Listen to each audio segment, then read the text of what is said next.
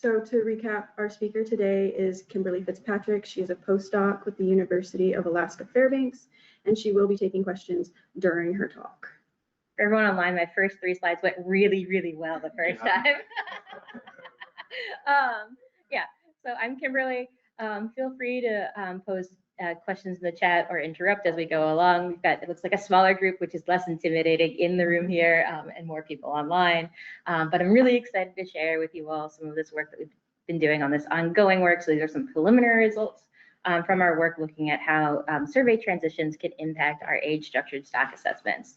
I did at the top want to quickly acknowledge some of our different collaborators in this project. So we've got Paul Spencer, who's in the room here, Stan Quickie, Louis Burnett, Megan Bride, who I think is online, also from the NOAA Alaska Fisheries Science Center, and Corey Cunningham from the University of Alaska Fairbanks. And so we've got on this project this sort of great fun team that spans both the survey world and the stock assessment world. And this work is also funded through Seacoast.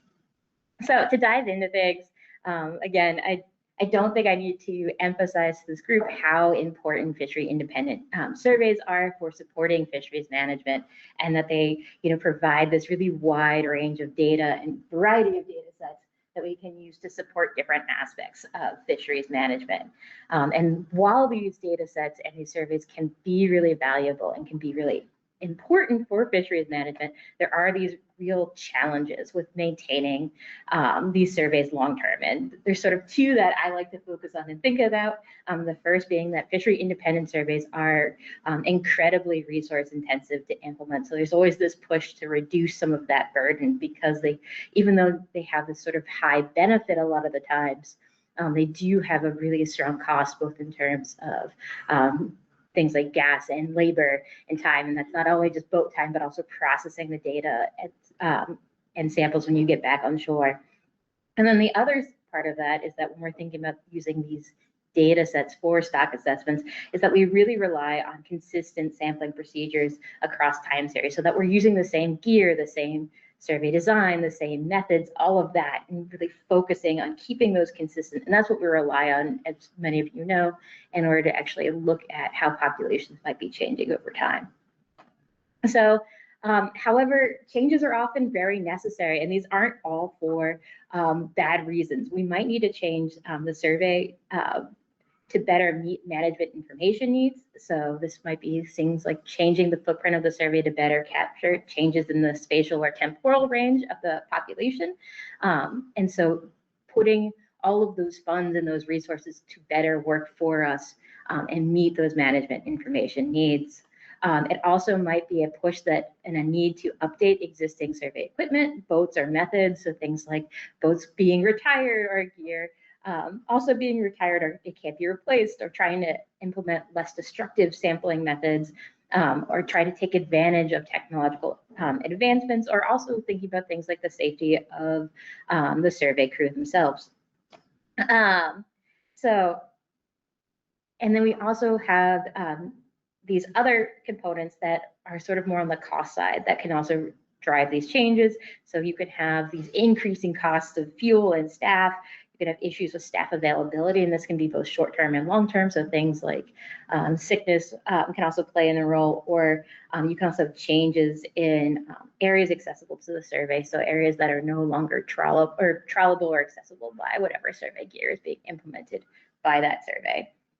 And so, but this does come at this really big cost, because as I mentioned, as many of you again know, that we really rely on these consistent methodologies to be implemented in order to maintain our time series. And so modifications to these surveys will change our uncertainty associated with data products in one way or another at the end of the day. So my work is grounded really in the NOAA Bering Sea Bottom Trawl Survey. I think some of you are pretty familiar with this, but for those of you who aren't, this is the major multi-species bottom trawl survey that supports, that the Alaska Fisheries Science Center conducts in the Bering Sea for groundfish and crabs. So it supports a whole bunch of assessments, and a whole bunch of species are recorded. It's about to kick off starting next week for 2026. The current sampling design, which is this systematic grid of about 400 or little less than 500 sites, has been in use since about 1982 for the Eastern Bering Sea, which is the area in green here, And recently there's been a biannual expansion of the survey up into the blue area, which is the Northern Bering Sea. And sorry, that's about 500 sites in total across those two regions. So this is the survey I'm going to be focusing on.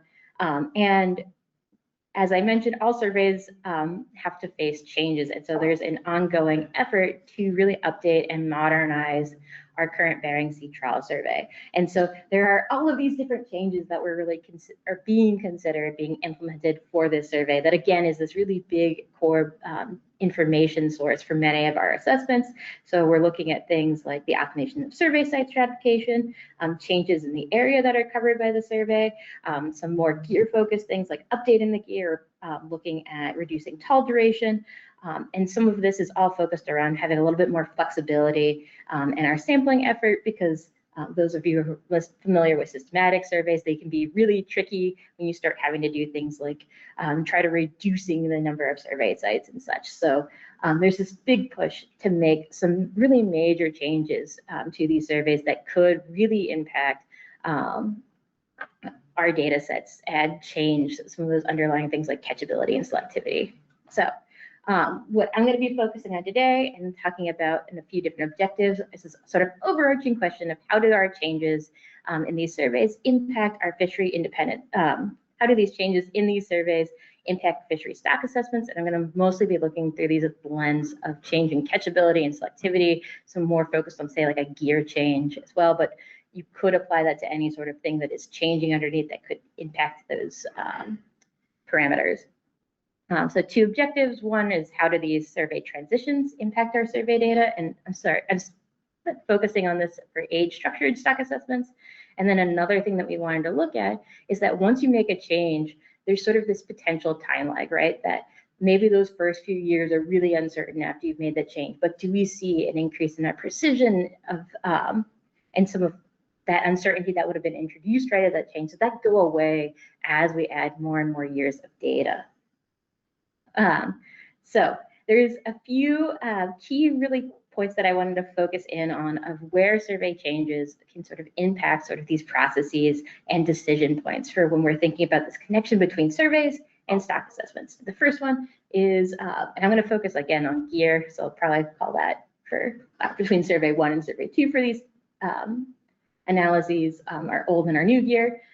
You've got the first beginning, any changes that you make to the gear itself, so impacts on catchability and selectivity. These can then, you have to think about once you've made those gear changes, how you're actually going to introduce those changes into your survey. Are you going to change all your sites over at once? Or are you going to do them in maybe a slower fashion of changing a portion of your sites over at a time, so a longer transition? So how quickly is this gear change implemented? Then once you've implemented these, you have to think about then how does that data actually come together into our and how is it processed? So are we combining our different across different sites into one singular time series? Are we keeping them separate over time? How are we actually going to handle that, both on terms of our say abundance indices over time, as well as our age comp data as well? Are you separating out fish that got collected using those different gears or not? And then sort of the last sort of decision point is how do we think about handling these changes in the estimation model? Are we going to sort of go in with maybe a naive or optimistic approach that maybe there wasn't any change, that there wasn't any impact? Are we going to introduce some new parameters to sort of handle that change? So I didn't quite know where to put this slide in this presentation, but wanted to also bring up a few different caveats when we're thinking about implementing these survey transitions. I'm not going to be addressing these in the simulations I'm going to be going over, but it is, I think, really important to talk about these, that there can be some logistical challenges to actually implementing a change that also need to be considered. Things like when we're talking about changing between gear, sometimes depending on what you're doing, you're able to randomly select sites to switch between your different gear types, and sometimes you're not, and sometimes you have to make the decision to transfer all of your sites over to your new gear in a single year, that you can't sometimes change out the entire net on the boat. You also might when we're introducing a new gear, there can be a lot of challenges to actually putting that gear out there as the survey team adjusts to that new gear. So there might be reasons why you don't want to switch all your sites over to the ones that you want to have at least some of them with the old gear while you allow your new survey team to work out any kinks and issues with that new gear. Multi-species surveys are also get really complex because you have to start balancing these different consequences across different species, which may have different benefits. And you also have to think about when you're doing those transitions, how can you best, do you have stakeholder support? And can you convince them that you've done good science in doing these transitions and that there is information there? And then there can be other different situational constraints and limitations. So one of the ways that we've in the past looked at bridging these different changes in our surveys is the use of calibration factors. So when we change our survey gear, we know that it can impact, say, our catchability and our selectivity, and we might need to change these, may need to consider these changes within our stock assessment. So we might be able to use traditionally something called a calibration coefficient, where we go out. These are usually traditionally developed using side-by-side surveys, where you go out and you run both gears in parallel next to each other, and you get, you know, the relative catchability between both of those surveys. And then you can say, take your survey 2 data and adjust it by that calibration parameter. So we have one. And traditionally, this is kind of how we've done these survey changes, is that we've gotten these calibration factors, and then they're brought in as these correction factors, and then they're kind of either left there for a time. Sometimes there isn't uncertainty associated with them, that these maybe aren't the best way to go, because if you get these parameters wrong, or if you get this calibration factor wrong, it can have these really large impacts on your data and therefore on your assessments. But we have to usually do something to actually calibrate between these surveys when we change them.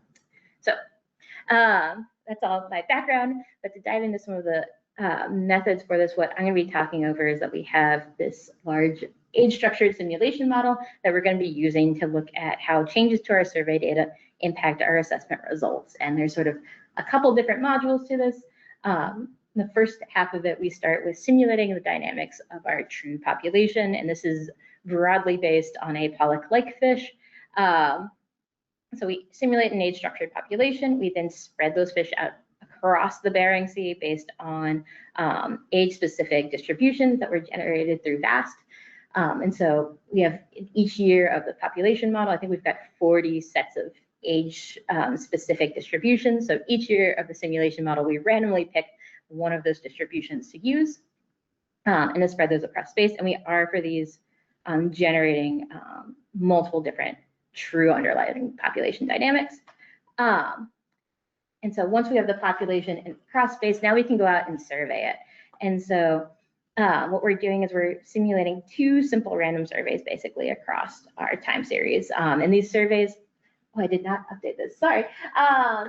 These surveys, the only places where they differ is in their mean catchability and in their selectivities that come through. So that we could control them. And we went with a simple random design with about 500 sites. 500 we chose because that's about what we have in the Bering Sea currently. And we went with a simple random survey because we could sort of get around some of the complexities that you get into with, say, stratified, and making sure your age and your sites distributed across the different strata.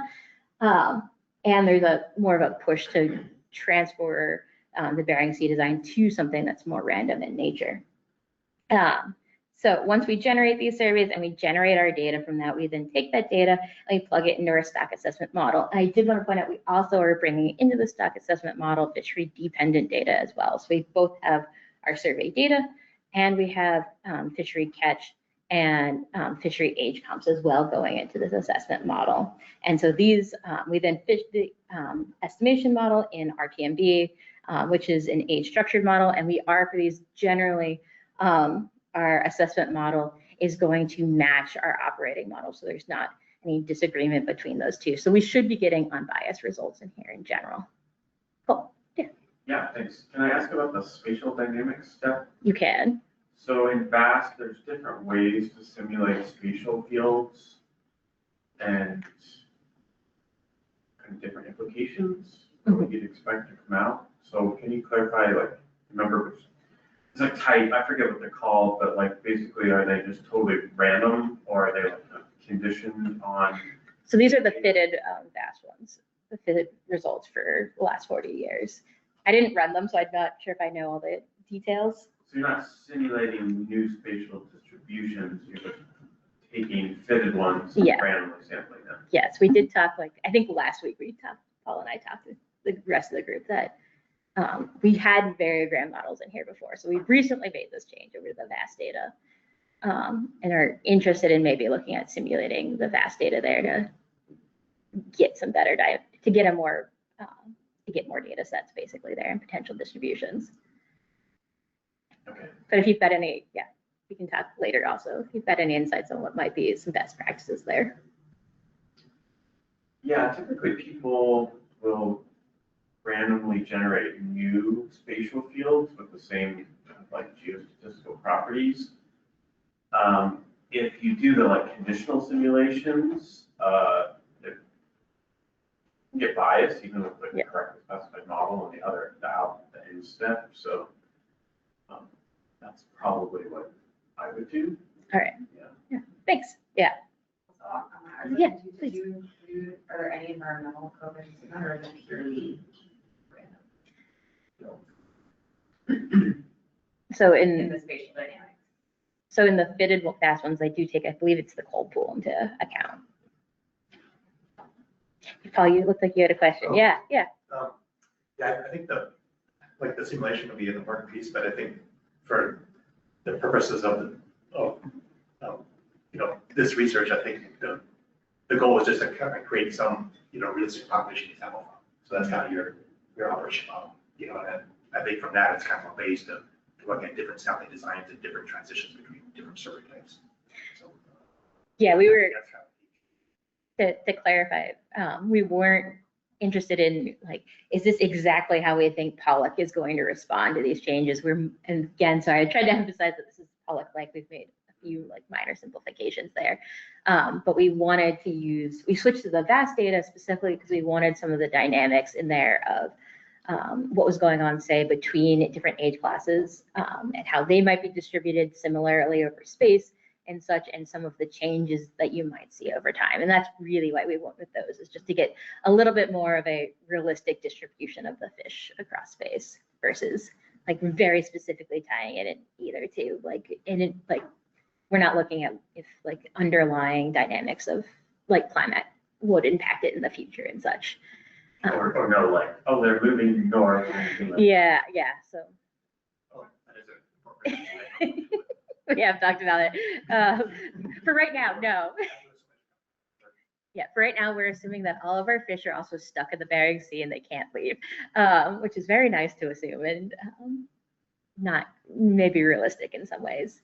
And I did want to point out, I think I can't remember if I have a slide on it, what we ran for these is that we're running about 30 years total of data. And so we're going to run about 20 years to set up our simulation model with how the population is with the first survey. And then from year 21 on is what we're going to focus on is post the start of the transition. So any other questions about, and we can come back to also methods as well, but any other questions before we dive in, or any questions online as well? Was there a distribution of how catchability was spatially there? Yeah, so catchability does vary across spaces, that we have it just as like a normal distribution across space. But we have played around, I'm trying to remember, we can get it to the end. I think I have a slide or two in my like pocket slides where we look at how varying the amount of variability and catchability across space can impact. Yeah, it gets to be a mouthful to say, but how that can really play into these simulations and could represent, say, a more patchily distributed population across space. And that was one of the things that we wanted to look at. So, cool. All right. So to come back to sort of this one, I wanted to first focus on, I think, to orient us, what happens when we focus on these first two decision points in here? What happens when we're changing our catchability and our selectivity? And what happens when we're looking at the rate at the gears implemented? So for the next couple slides, the simulation results that I'm going to be looking at, we're going to be treating our survey indices sort of under this, again, naive or maybe optimistic approach of that there wasn't any impact of our change. Of our changing gear on our actual catchability and selectivity. So we're going to combine all the survey data. We're just going to treat everything as one, lump it all together. And then in our assessment model, we're also not going to make any changes. And some of these will play out how you expect when you don't consider, if you ignore your major changes in your survey, you can probably guess that some of these aren't going to go well, but I think they're really important for when we're thinking through these and to orient some people. And also, I think they are important for highlighting what the potential cost is of not thinking about these transitions or trying to say for 5 years while you build up your new data, what happens if you just try to run things as normal for some of our species. I also didn't know quite where to put this, but I did want to put this out here that these are our simulated populations. These are the true spawning spot biomass estimates or spawning stock biomass values for our different populations over time. And I just wanted to emphasize that they do get pretty variable throughout it. For these simulations, we're going to assume that basically the population stays pretty stable, so we're not changing anything with fishing mortality or natural mortality or recruitment. That all sort of stays around the same line, but we've got some variability in there. And I think it's really helpful to sometimes start out with this because we're going to generally be focusing on how well the model does at estimating our terminal year spawning stock biomass. So that's what our populations look like. And so one of the things we wanted to look at was obviously the change in our of the impact of our changing catchability.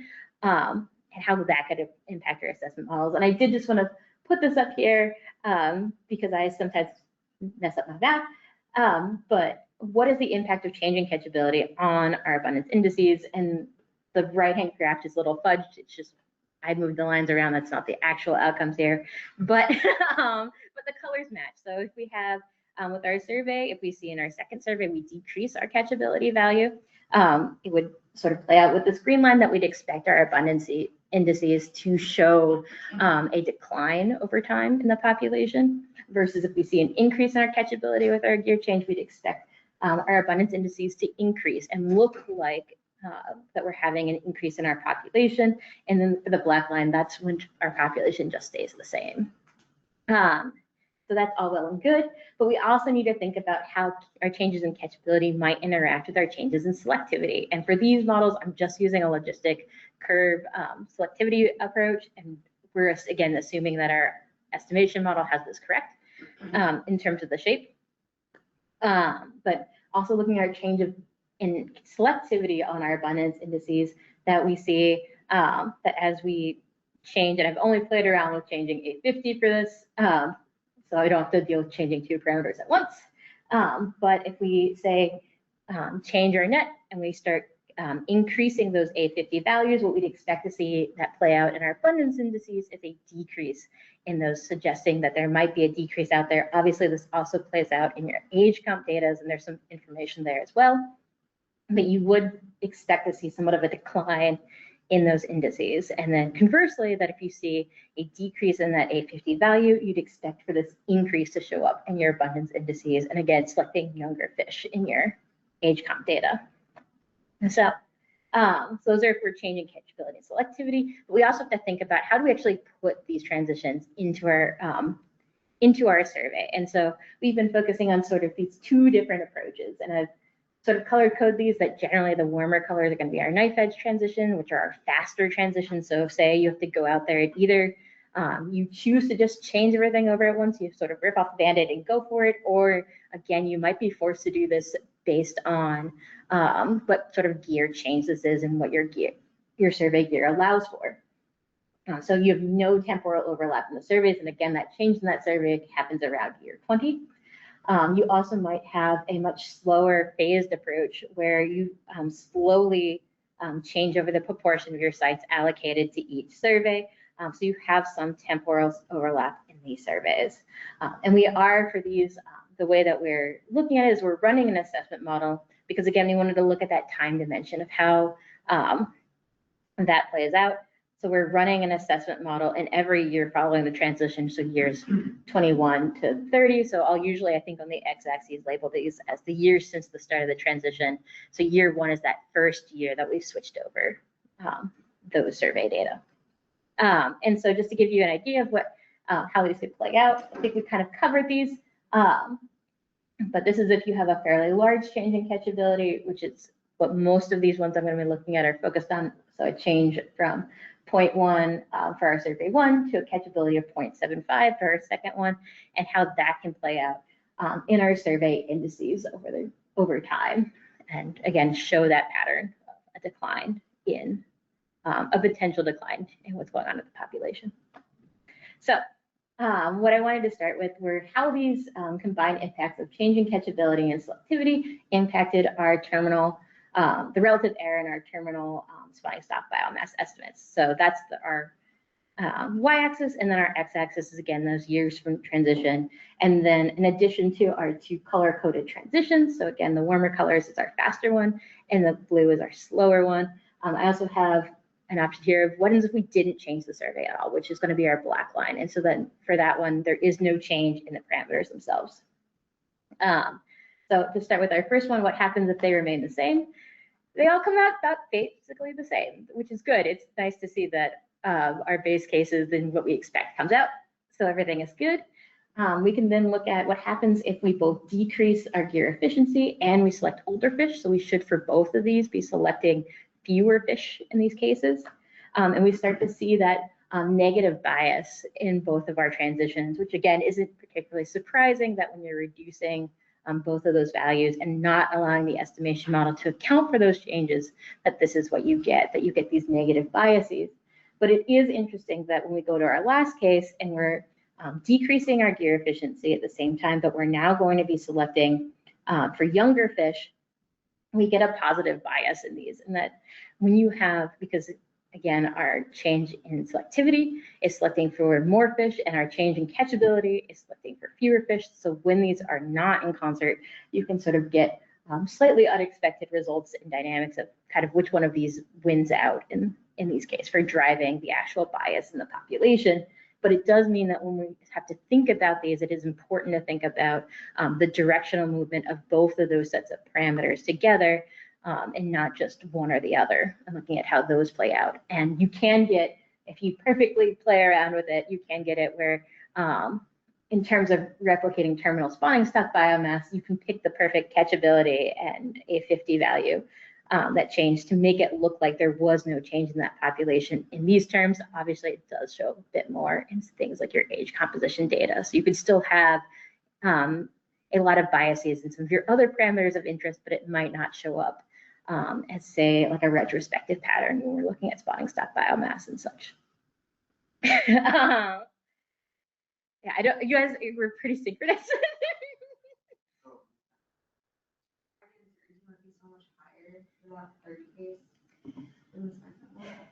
Yeah, so I think it's because they are working against each other. I haven't. So there's just some like uncertainty. Oh, you know what? Some of it is also that I've been running some of these simulations a little bit sporadically, and this is with fewer overall simulations. And so that's playing a little bit, but you do still get sort of this increase, I think, when they're sort of working against each other, that it doesn't quite know which one to favor when you get down into weighting of between the two of them. And so from the assessment model, not from the survey. Yes, so it's coming from the assessment model. Can you talk me through the 3-year phase? Like, yeah. I thought you were gonna say that you do that so that you can estimate the catchability ratio. Here you're just saying it's like a way to blend your bias or something. Yeah. Can you just walk Yeah, through yeah. what that is? I mean, I understand You understand the physical like change in them. yeah. Yeah. So, and one approach that you could do is try to run like a spatial temporal model when you've got both of them out there in order to get a better estimate of like a calibration coefficient. Right. And we haven't been doing that with this one, but some of the idea even without that component to it, is that by having both of those surveys out there, once you're still tracking the population with both pieces of it. And we're going to also talk about having those as separate surveys and being conducted at the same time as well. But in the next couple two slides after this, you're calculating the design-based estimate, ignoring the gear that is used at all the different call sites. Yeah. Okay. So. Yeah, when you're not doing anything to take into account, it doesn't really, there isn't a huge impact of which method you choose. You see that with these, as expected, that the knife edge one has a bias a little bit earlier than the other one, but that's just because you've got more sites with that. So yeah, so that's what's playing out there. Is that on the table to do, like in practice, like in reality? A phase transition? Yeah. Yeah, so there's been a few different ones that I think have been played around with. Also in terms of it, so we've looked at two of the other designs for that transition that we've looked at with the simulation is 1 year where we have half the sites with one. And some of this also came out, we were originally looking at this with tow duration, which is a little bit easier to manipulate and actually have randomly distribute that change across different sites. So we've looked at what happens if you have 1 year where you have, half and half. And then also there's been thoughts of what happens if you do 3 years that are where there's a split 50-50 between sites. So, and run it that way. And some of that, I think, is if you've got 2 boats, you might be able to do that. And some of those trade-offs there. So yes, there has been thoughts. And there also is thoughts, if you're doing a phase transition, one of the potential benefits is that if something goes very, very wrong when you're implementing that new gear, that at least you have a portion, and if you're doing this phase one, a larger portion of your sites allocated to the old gear that we can still rely on, that we can still use for assessments, that can still be used to get stakeholder buy-in and support, and that you still have some of those sites preserved in the background. And that then you can, look at ones if we fit it with one and the other, and what do those come out with. This does run into some issues that you can get. I think Sean's talked quite a bit about. If you've got species where the annual abundance indices tend to be driven by a very small number of site samples. So you've got these ones where you just have really large catches at like 1 or 2 sites, that sort of which gear that site falls into can have really big impacts on the estimated abundance index, and that can be very difficult to then explain and try to handle both in the model sense of things, but also in communicating some of those changes or what the impact of these gears are out to a wider audience. And so, yeah. Any other? Cool.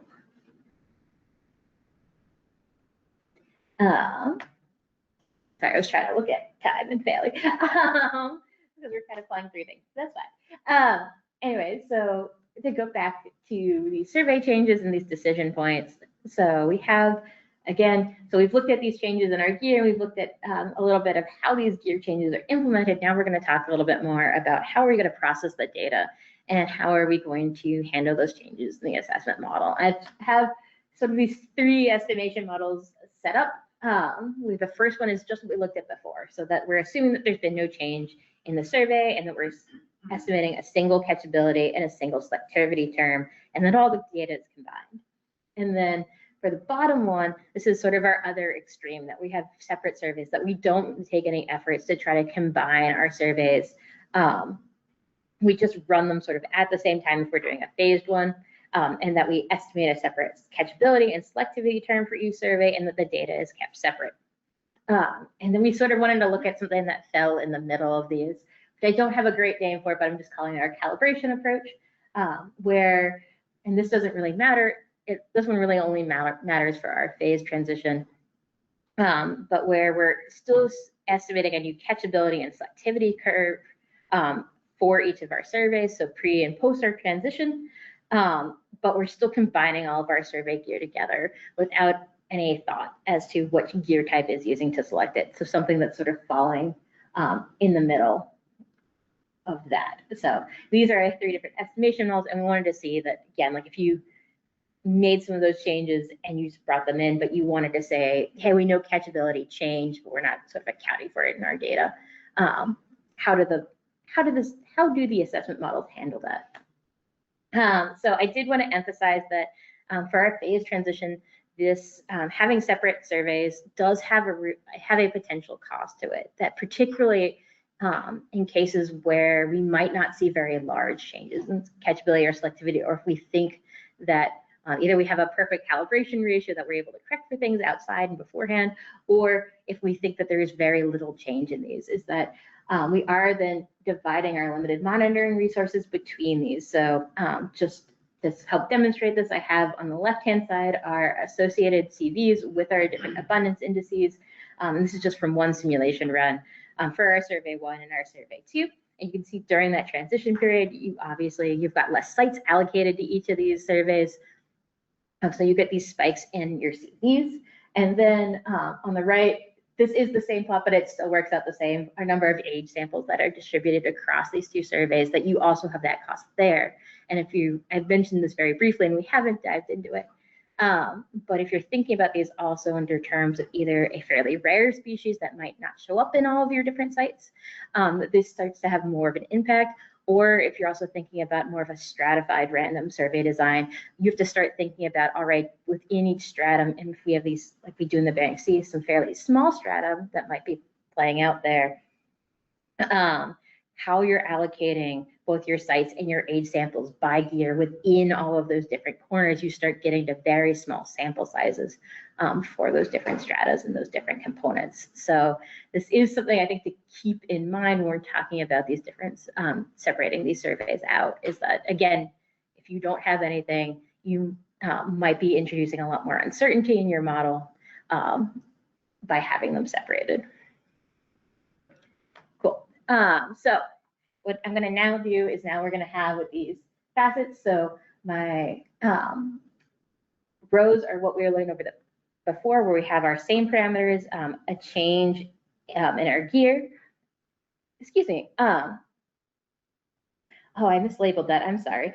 Our second row is where older fish are selected. My bad. And then our bottom row is where younger fish are selected.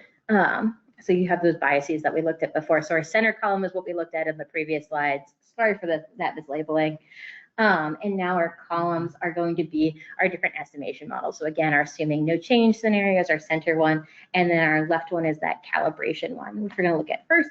And somewhat unsurprisingly, if you allow the estimation model to look at and potentially estimate new parameters that are associated with these changes, things tend to go fairly well. You do get, as you change with the parameters, increased uncertainty and sort of those bounds in our amount of uncertainty associated with those terminally responding stock biomass, relative errors that play out, and also with the separate surveys. Sorry for that mislabeling. We sort of see the same pattern, that it doesn't particularly matter in comparison to assuming no change at all which of these two estimation model approaches that you go with.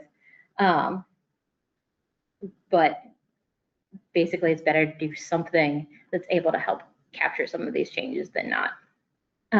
And to sort of zoom in a little bit more, first to orient you, this is the mean absolute relative error in these terminal spawning stock biomass estimates, again, for these. But it's really hard to look at any of the changes between our calibration and our separate surveys ones with our different transition types.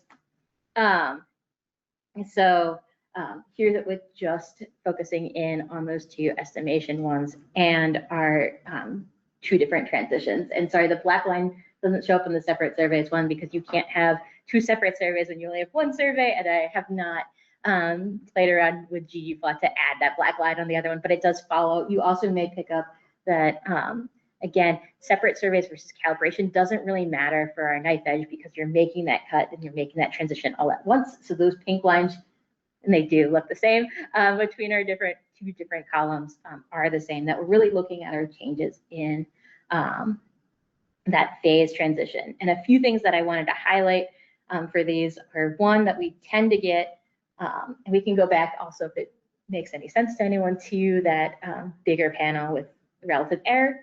But looking at the mean absolute relative error, a few things that I wanted to point out was that one that we do see these patterns that we expect where I have a mouse.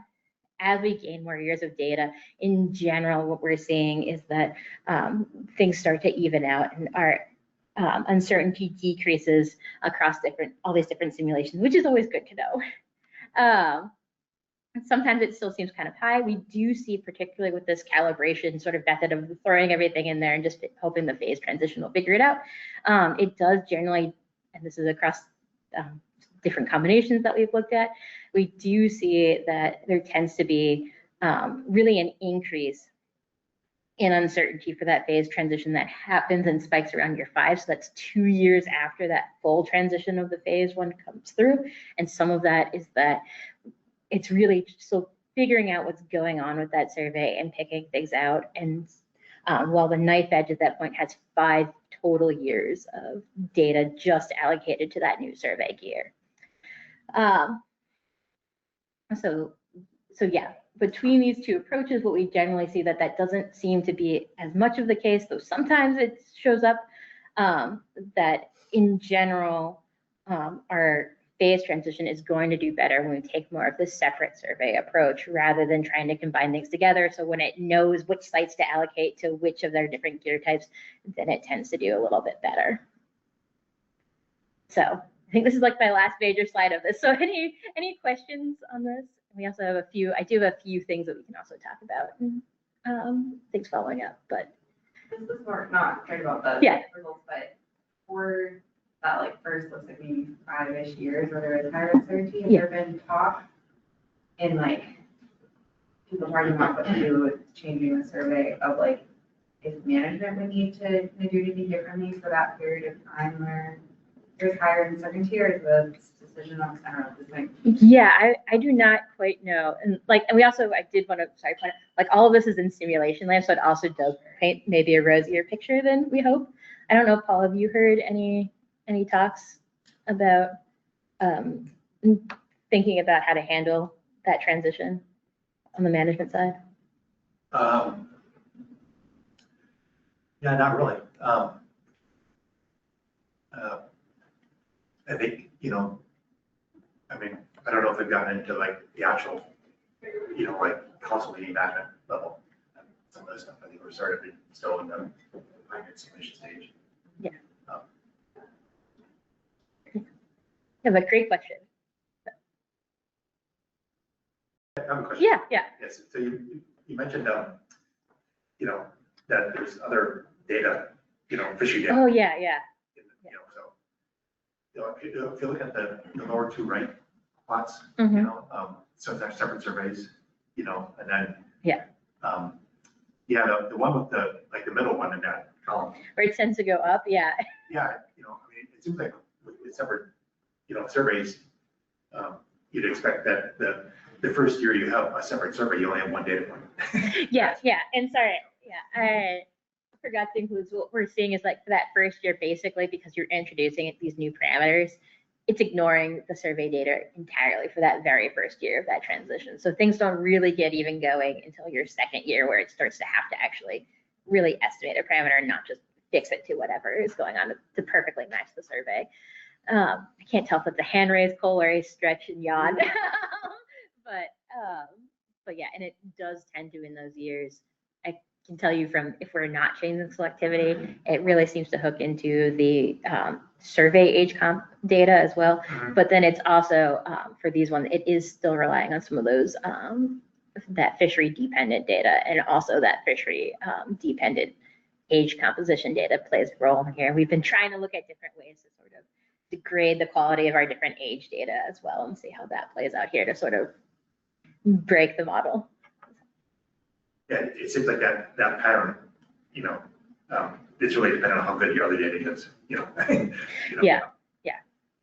But that does, it does kind of interesting that, we talk about some foreign meetings, like in that middle panel, in the left, right column. Yeah, and yeah, this one. I mean, so as you get more data, then certain increase, which is kind of like on its own. Yeah, and I don't know if some of this is that is because because I've only been recently playing around with more of those activity changes and this interaction between, which I find really interesting and fun.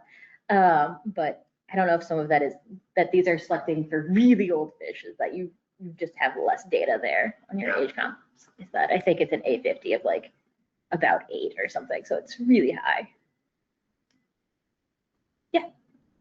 Yeah, thanks. Kind of going back to your question, in general, kind of the conversation of what management does. One example could be the CTS survey of the West Coast has changed the net, or is in the has changed the net, is in the process of figuring out like how you handle that, and really, I mean, because that was a case of sort of like a very abrupt switch in gears. You don't have paired those or paired surveys to compare.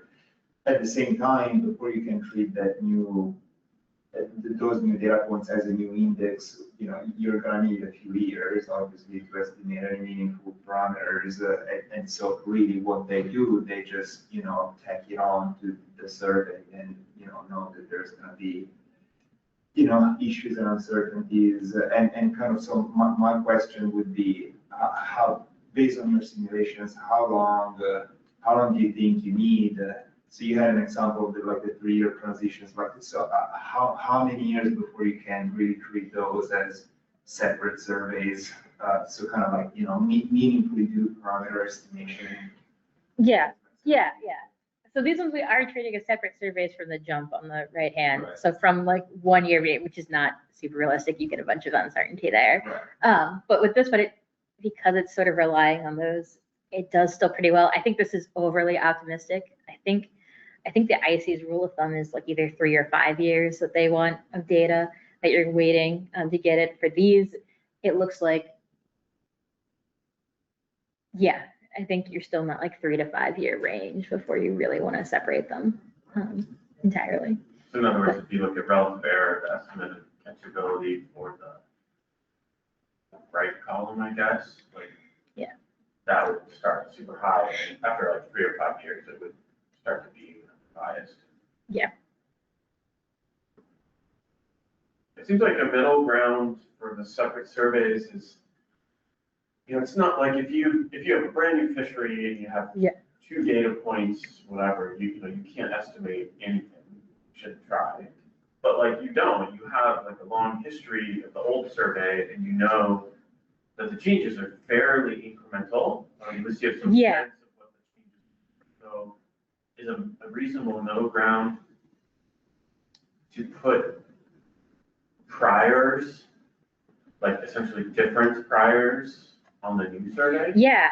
So one of the approaches, so 2 things. One is that like what we have seen with these is generally it is in those first couple of years, the transition, it is relying on sort of the momentum of the population of what was happening before that change to sort of carry it through. And that's what's going on there. We have looked at that, and that is something we actually started out with thinking about a lot, is if you went out and got these calibration coefficients, and we know that for some species we should be able to get fairly precise calibration coefficients, and some of them would be very imprecise. And could you bring those into your models as your priors, because you have a mean and a standard deviation with them, and that as you like added more years of data, that those calibration factors would play out less. And so we played around for that for a bit and then moved away from that. But I think that is something very much of interest, is looking at those pieces. We moved away from it in part because when I was looking at these early on, you got like, if you had an inaccurate and precise prior, it had the expected result of being very biased. And then if you had a very accurate but unprecise like prior, it sort of played out like these. And these technically have the setup to play around with those priors. They're just incredibly broad priors on both your calibration coefficient and your selectivity ratio between your 2 surveys. But that is, we also, because you brought up when you're running the 2 surveys at once and having them across overlapping in space, is that you could go out, and if you have an existing spatiotemporal model and you have more model-based indices, that you could use those to generate sort of an updated calibration coefficient every year to help guide that transition between those. And those are options if they exist for every species. And that's one of those cases where you start seeing potentially more benefits of a phase transition, but you do have to think about it under these multi-species contexts where you have many species that don't have those model-based ones, and that you again start getting that allocation of resources. And if the species that already don't have one tend to be your rarer species, aren't caught in as many of the trawls, you start playing games there with the trade-off between what information is available and how you're allocating it. And you're extending basically that time frame by adding more years during that transition. You're really stretching it out where you don't have years where it's just allocated to one survey. So you're really not fully building that new survey time series. And that's your trade-off there, adding in more years in the middle so that you're increasing the amount of time that you have before you have a fully implemented new survey. So sometimes it's better to sort of go in with that faster transition, move everything over. And if you still have issues, at least then you're starting down that 3 to 5 year path of trying to get new data. At least you have like that time series being built. Oh, many questions. I'll go with people in the room and then. Kind of to your point about multi-species, have you thought about, since these trawl surveys are collecting many species, can you like kind of collectively borrow information from all these species? I know they probably each have different catchabilities and life histories, but maybe like pollock type. Yeah, we have not, I think, thought about that or looked at it, but yeah, I don't know if more of the survey team has looked at some of that with some of their calibration data that they have. Sorry, can I clarify? So you're saying like the A50 should have left from pollock, it probably did for the other stocks. Something like that, so maybe instead of like just a couple years of transition, kind of multiply that, or you just get more data because you observe more species to better estimate. Yeah.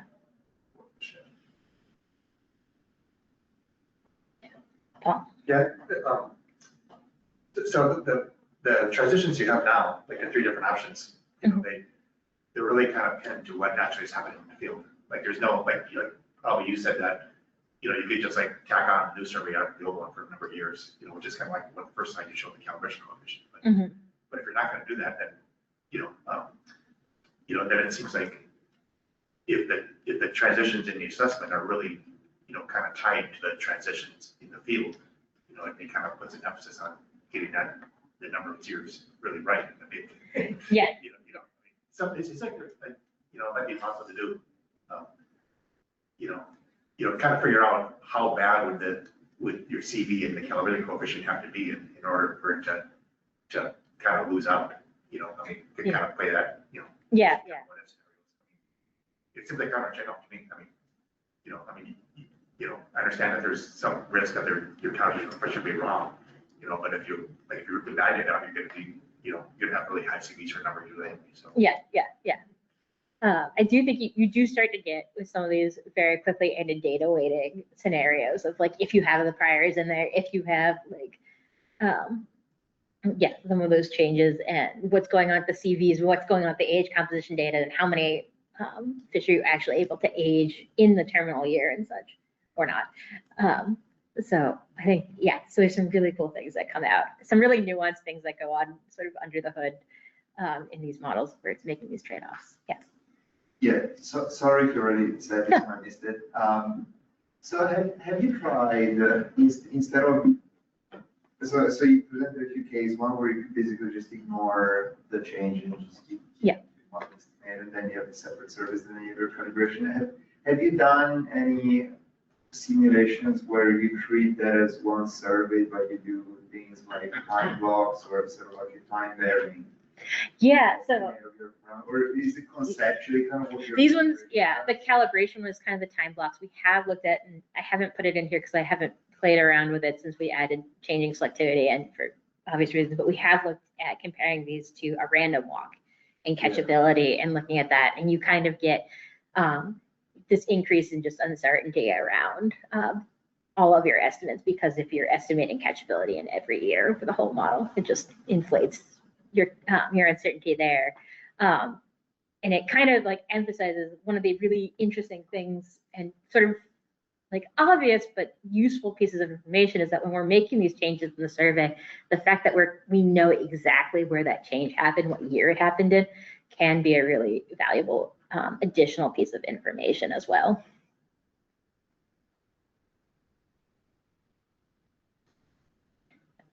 Anything? Any It other doesn't questions? look like we have We questions. can go to online. No, I don't think we No, have any we don't. online. Sorry, I was just double checking that I. I can't remember what you said. You said the catchability was drawn from a normal distribution. Was that per survey location? Yes, so Okay. catchability varies across space, yes. I'm just wondering if that might, I don't know, it makes me think about, like, I don't know if it's super realistic that catchability is random across it. I don't know. Or whether Yeah. Yeah, we've thought about that, about. I don't know, I'm trying to think if that would be making it look better, like your catchability is random, it might be easier to test. Yeah, and so I'm not super worried about that in this approach because we're doing a simple random sampling and we're not including any sort of spatial information. So it doesn't really matter where, like if you've got like deeper areas to clump together, is that you basically still can distribute them. And we are having catchability. So the variability in catchability is temporally varying, but it's spatially varying, but temporally invariant, so that it's sort of trying to mimic some of those habitat dynamics. And when we make that transition between the surveys, that variability, and so which sites, we're just changing mean catchability, but we're keeping that variability out there. So you still expect the same sites that you'd have, say, lower catchability on, are still lower for both of our different surveys. We have talked about as a group and not played out what happens if you also change your variability and catchability that's associated with our two different survey years and how that might play out with some of these. But I think that starts to get into more like tuning of some of these things versus some of these major pattern changes that we're looking at.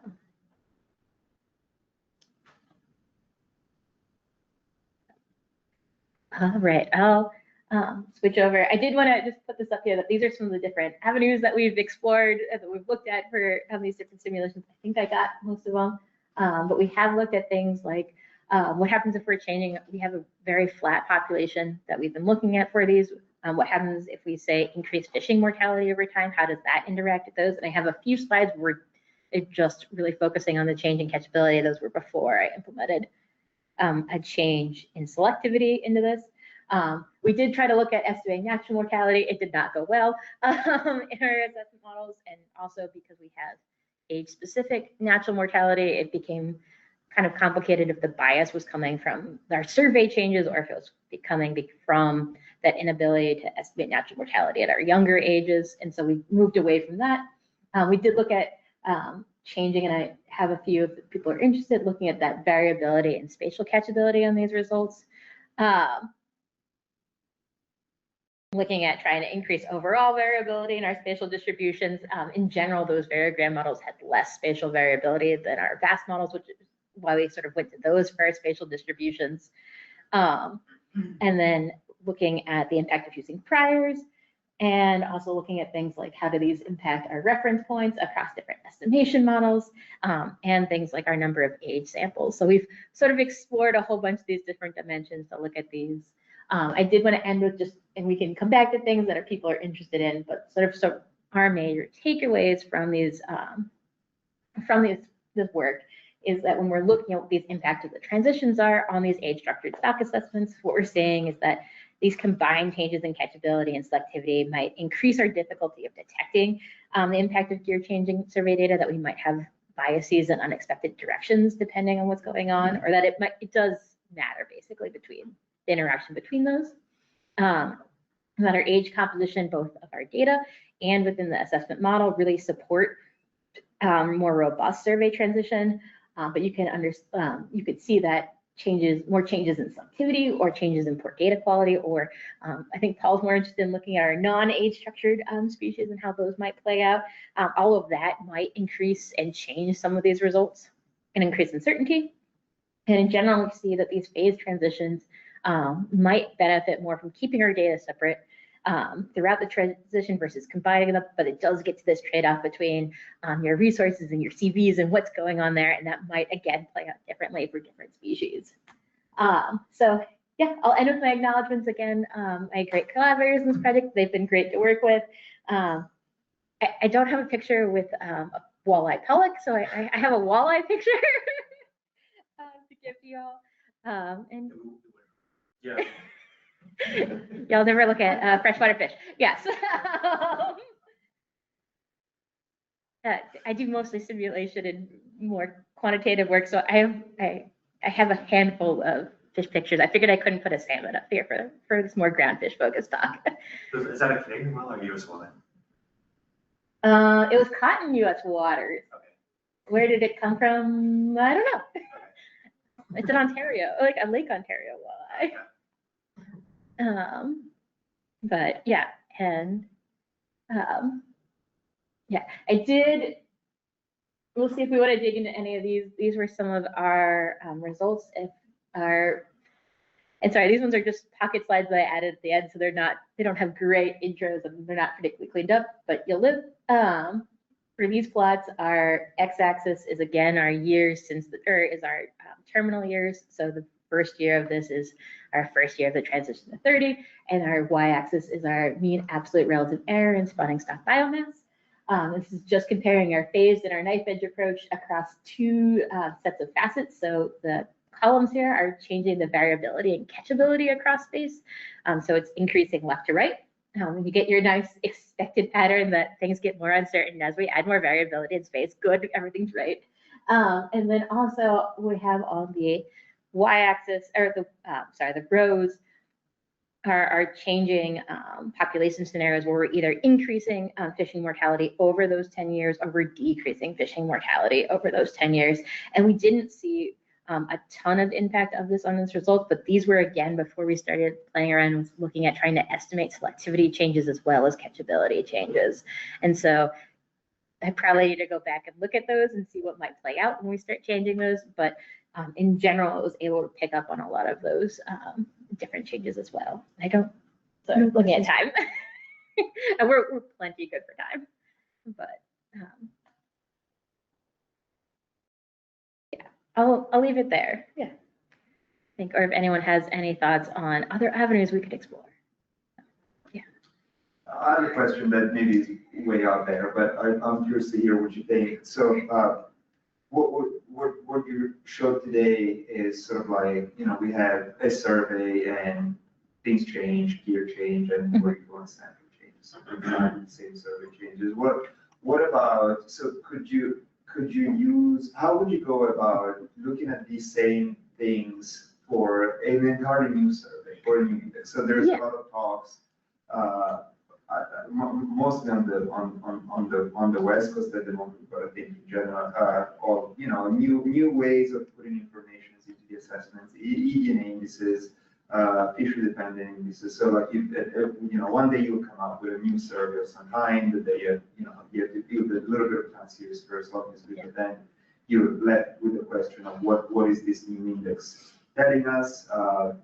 How's the catchability? How, like all these things that you don't know for an entirely new survey. So how have you thought about how this applies to a case like that? A little bit, and so I think it does become. I think there is the question in there of, are you replacing one survey with another, or like again with these allocation of resources, or are you just adding a new index entirely, which we've done before, right, with different data and technology, and you wait till you have several years of data, then you try to fit it in there and you look at its impacts there.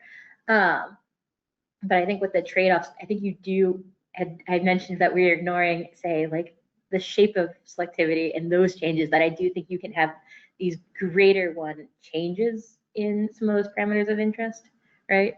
I don't quite know how you address all of them. I think you get a lot of changes, and I think it does get very complicated, particularly if you've got different nuances, or we can, with trawl data, basically think that it's not a bad assumption to think that we're going to keep about the same selectivity shape, right? You might shift it, but we're probably going to keep, if it's domed before, it's probably going to be domed after. Or if we've been using asymptotic, we've got some justification to continue using asymptotic. But if you switch to, say, eDNA or video or all those, I think these get much more, things get more complicated. And I think it does require thinking about, are you starting to phase out one and replace it with the other, or are they going to just both continue? which it seems like some of the approaches, like you add in a new thing and now we can like survey less sites with our old gear, or we can like take less destructive sampling at our old sites. So I think there is this trade-off in effort that comes in there that this does not quite address, but is, yeah. You look thoughtful, Cole. Yeah.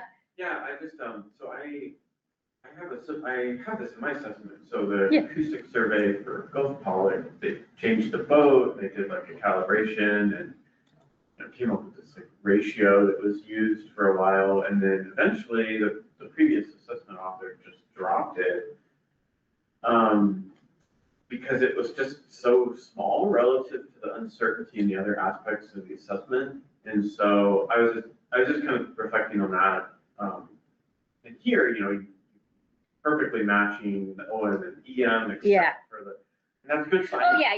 Like, So, we, know, like, yeah. Just can take one thing at a time, but it might be worth thinking about just like another scenario where you have variation in mortality and the OM, variation in fisheries activity, you know, try to make the OM a little bit more realistic, but keep the same EMs, just so you kind of gauge the relative impact of this on other things that we currently ignore and have no way to deal with. Yeah. Because the answer in some cases might be just ignore it. Yeah. Just assume it's the same survey, don't change anything, and you know it's wrong, but it's like, you know, a third or fourth priority in the scheme of the assessment.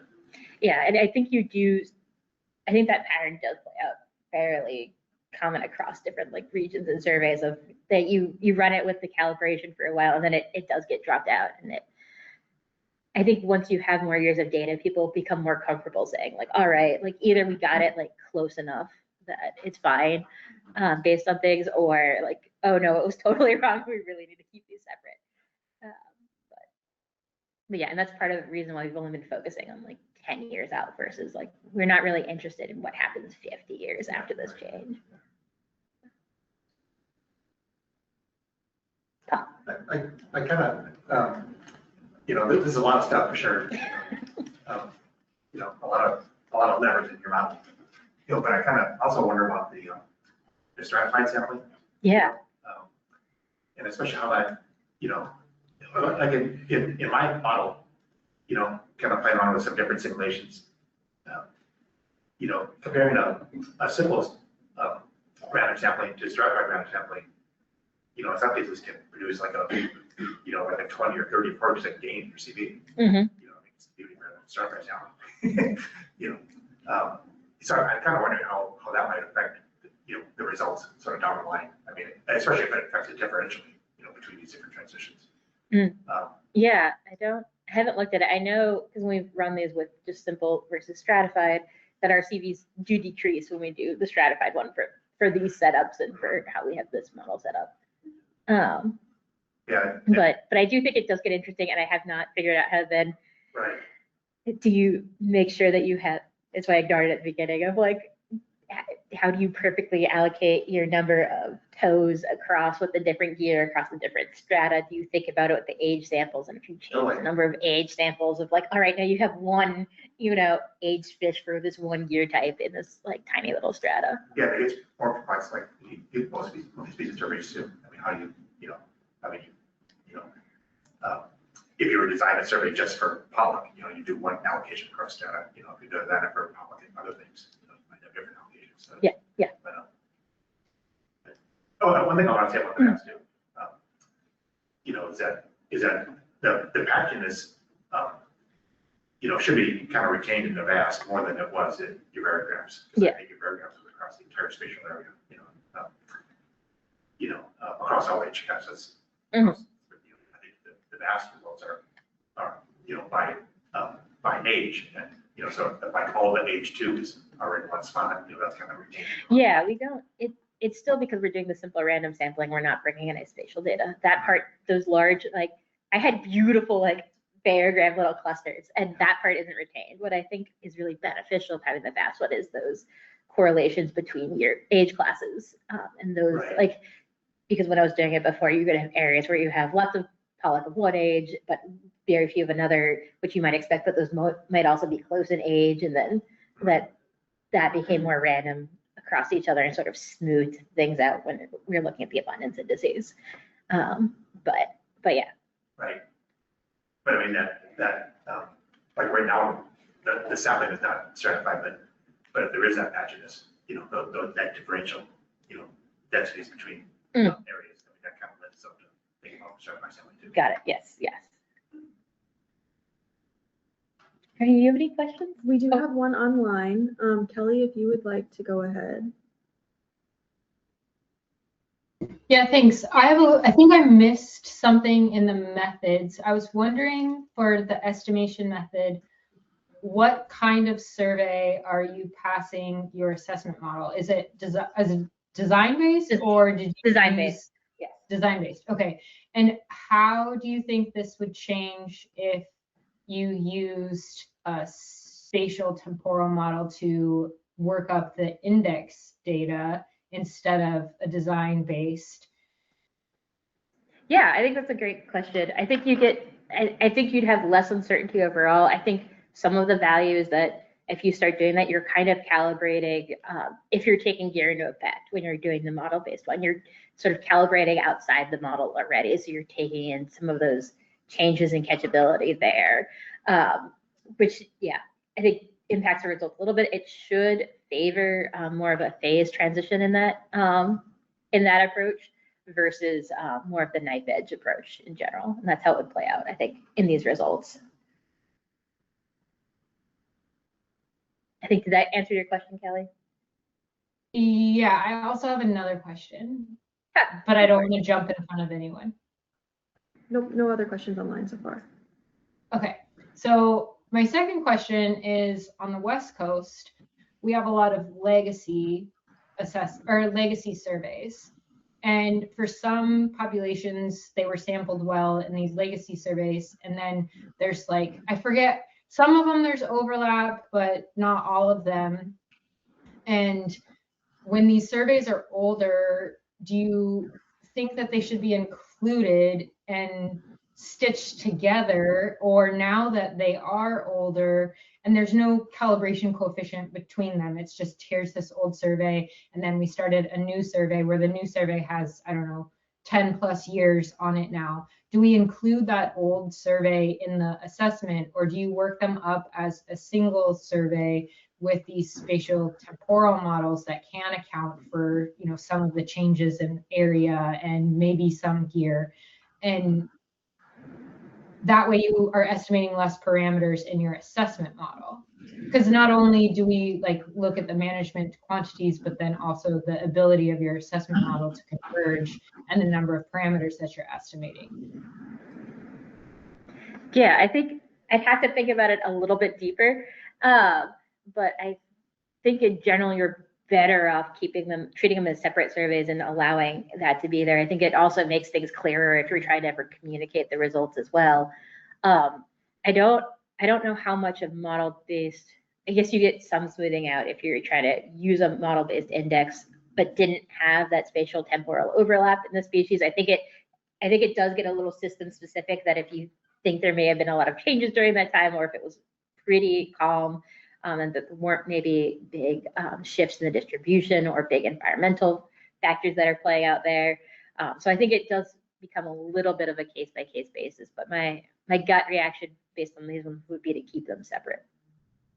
So, and estimate those new parameters instead of trying to stitch them together because then you can end up in sort of these assuming no change ones, and you can get maybe biases, particularly in those older estimates that play forward. So, but I'd probably have to think about it a little bit longer. I have not looked into as much the impacts of the model-based indices. And just to follow up on that, I've heard kind of, mixed reports on joining surveys, so. Yeah. So I've talked to Jim Thorson about this a few years ago, so maybe I misunderstood what he said, but he was, at the time, he was telling me that it's, if you have two surveys that don't overlap in space or time, it's really hard to kind of put them together, because you don't know whether, any change that occurs in time is because of a change in the survey or a change in the populations. Yeah. You know, but then there's also the survey joint project, which, you know, I think is combining surveys from like, you know, off BC and, you know, Gulf of Alaska and West Coast, which I suspect are not, you know, definitely not overlapping spatially, you know, probably don't overlap in time either, you know, but, and people seem to be going forward with that too, so. I think some of those overlap temporally, but like in the same year, if I recall correctly. Yeah. Okay. But I think like you ideally set it up where they have an overlap in space and time, like, you know, both surveying in the summer months. And then I think things get much murkier when like Kelly's situation where you don't have that overlap. And I would defer to someone who's looked at more of the model-based and joining surveys there. I don't know, I'm looking at you. I don't. Yeah. But it works, I mean, at least for Bering Sea, Gulf of Alaska, the BC, DFO, and then West Coast survey bottom hole data can be pretty well joined in a spatiotemporal model with just like a factor for catchability for each survey, so. Okay. Yeah. But I haven't.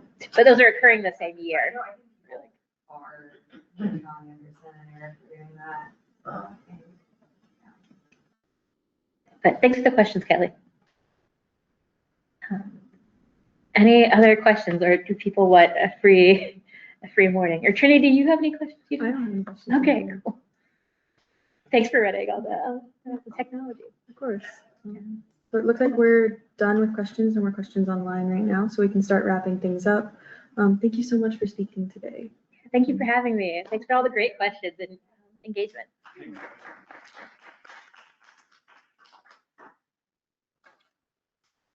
Next think tank is in 2 weeks. We hope to see you then. Oh yeah, and feel free to reach out to me via email if you've got any follow-up thoughts or questions. Cool. To get our